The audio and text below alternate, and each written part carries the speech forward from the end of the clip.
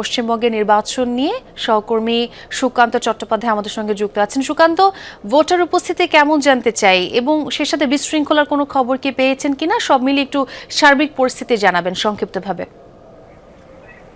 দেখুন, ভারতীয় সময় সকাল ৯টা পর্যন্ত কিন্তু ভোটদানের সংখ্যা ছিল প্রায় ১৯%। সেটা এখন যেহেতু ১০টা বেজে গেছে, সেটা আরো কিছুটা বৃদ্ধি পেয়েছে। কিছুক্ষণের মধ্যেই নির্বাচন কমিশন সেই সংখ্যাটাও জানাবে। ইতিমধ্যে বিক্ষিপ্ত কিছু ঘটনা ছাড়া মোটামুটি আপাতত এখনো পর্যন্ত ভোট শান্তিপূর্ণভাবে চলছে সব জায়গায়, এবং কঠোর নিরাপত্তার মধ্যে দিয়ে কিন্তু সেই ভোট প্রক্রিয়া চলছে।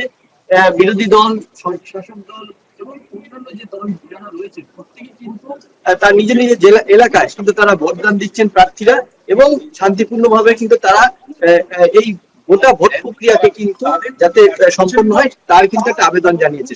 নির্বাচন কমিশন কিন্তু কড়া নিরাপত্তা সর্বত্র কিন্তু ব্যবস্থা করেছে, এবং যাতে সাধারণ ভোটাররা ভোট দিতে পারেন সেই ব্যবস্থাটাও কিন্তু করেছেন। ইতিমধ্যে আমরা রয়েছি পূর্ব মেদিনীপুর জেলায়, সেখানেও কিন্তু যেহেতু বেলা বাড়ছে সেহেতু কিন্তু ভোটারের সংখ্যা আস্তে আস্তে কমছে।